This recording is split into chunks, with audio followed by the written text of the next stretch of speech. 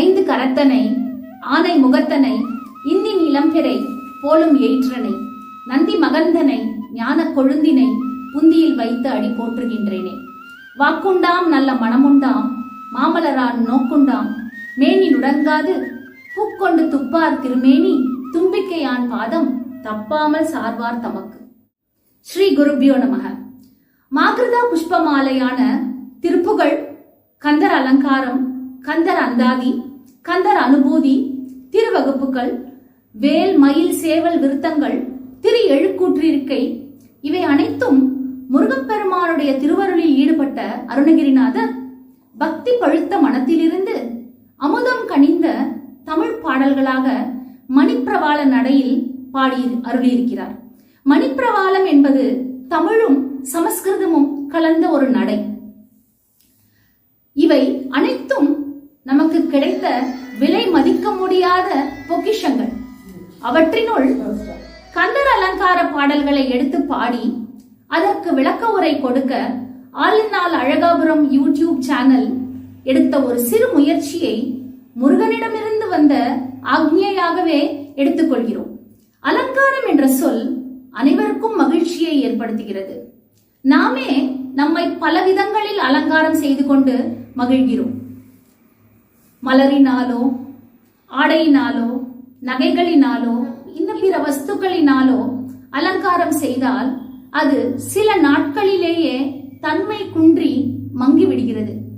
அதனால் தானோ என்னவோ அருணகிரிநாதர் தமிழ்நாள் அமைந்த பாடல்களை பாமாலையாக 108 பாடல்களாக அற்புதமாக அருளி செய்திருக்கிறார். 108 என்ற எண்ணிற்கு ஒரு தனிச்சிறப்பு உண்டு.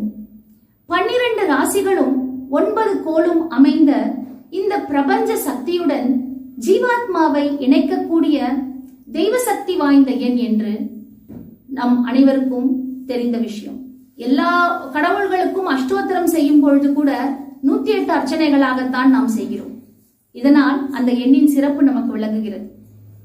கந்தர் அலங்காரத்தில் 108 பாடல்களில் முதல் பாடல் காப்பாகவும், கடைசி பாடல் நூற்பயனாகவும், 100 பாடல்கள் பாமாலையாகவும், அதை அடுத்து பக்தி ரசம் பெருக்கெடுத்து பொங்கி 6 பாடல்கள் தனி பாடல்களாகவும் அமைந்திருக்கிறது.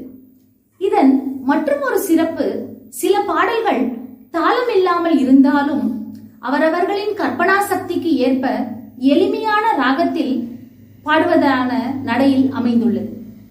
இந்த பாடல்களில் கதை இருக்கிறதா என்றால் இல்லை, காவியம் இருக்கிறதா என்றால் அதுவும் இல்லை, ஏதாவது தொடர்ச்சி இருக்கிறதா என்றால் அதுவும் இல்லை. ஒரு மலர் மாலை கட்டும் பொழுது நம் கற்பனைக்கேற்ப மல்லிகை பூவும் மருவும் கனகாம்பரமும் இன்னும் பிற வண்ணங்கள் உள்ள மலர்களும் எடுத்து அழகு சேர்ப்பது போல அருணகிரிநாதர் அங்கங்கு நமக்கு புராண பாடல்களை தொகுத்து வழங்கியுள்ளார். அருணகிரிநாதர் தான் கொண்ட பக்தி உணர்ச்சிகளை அப்படியே பக்தனுக்கு பரப்ப செய்வதினால் இந்த பாடல்களுக்கு ஆற்றல் மிக அதிகம். இவ்வளவு நான் கஷ்டப்படுகிறேனே, என்னை ஆட்கொள்ள மாட்டாயா என்று அவர் கேட்கும் பொழுது நாமும் தானே கஷ்டப்படுகிறோம் என்று நம் மனமும் உருகுகிறது. இவ்வாறே என்னையும் ஆட்கொண்டு முருகன் அருளி செய்வான் என்ற நம்பிக்கை நம்முள் பிறக்கிறது. ஆதலால் நாமும் இப்பாடல்களை பொருள் உணர்ந்து பாடி முருகனின் திருவருளும் அருணகிரிநாதரின் குரு அருளும் ஒரு சேர கிடைக்கப் பெறுவோம்.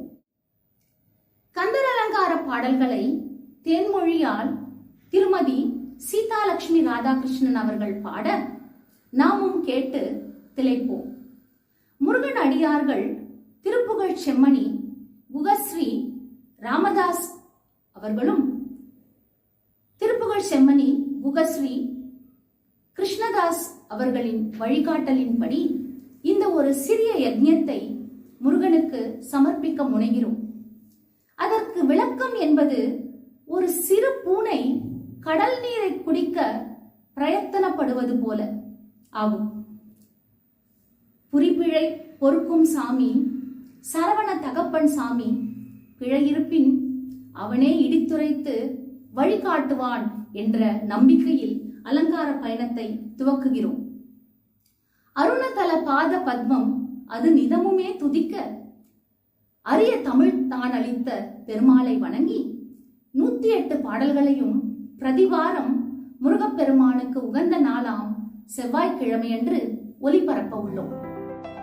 அகத்தியருக்கு தமிழ் இலக்கணம் கற்பித்தவன் முருகன். அவன் தனியாத தமிழ் மோகம் கொண்டவன். என்னை நன்றாக இறைவன் படைத்தனன், தன்னை நன்றாக தமிழ் செய்யுமாறு.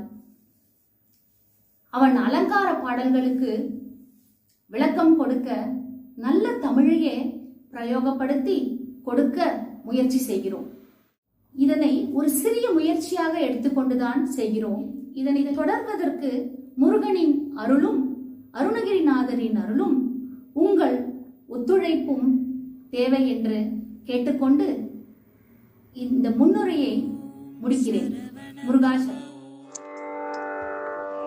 ஸ்ரீ அருணகிரிநாதர் இயற்றிய கந்தர் அலங்காரம். காப்பு.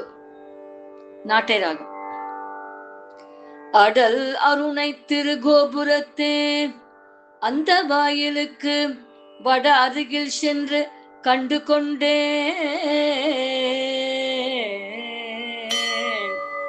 வருவார் தலையில் தடபட எனப்படு குட்டுடன் சர்க்கரை முக்கிய கை கடதட கும்பக் களிற்றுக்கு இளைய களிற்றினையே.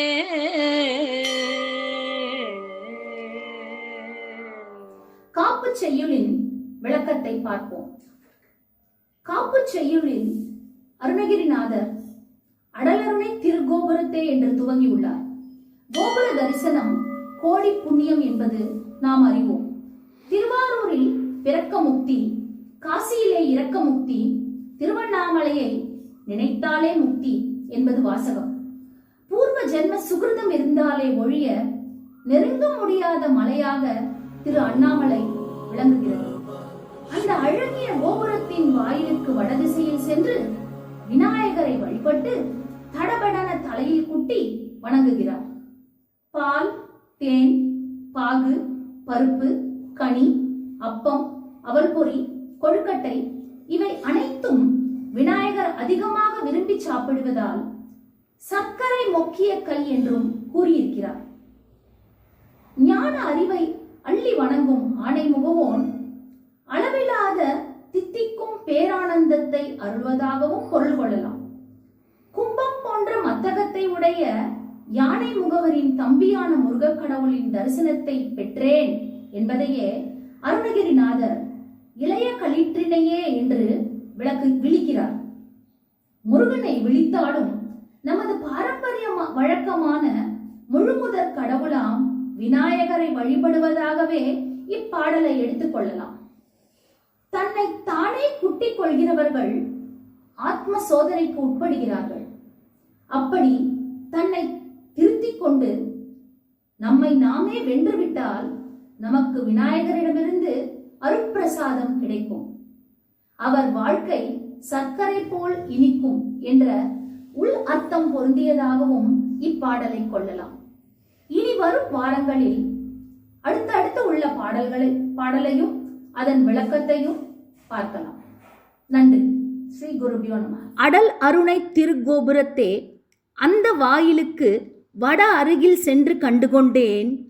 வருவார் தலையில் தடபடன படுகுட்டுடன் சர்க்கரை மொக்கிய கை கடதட கும்பக் களிற்றுக்கு இளைய களிற்றினையே. இதுதான் முதல் காப்புச் செய்யுள். ஓம் சரவண பவ. ஓம் சரவண பவ.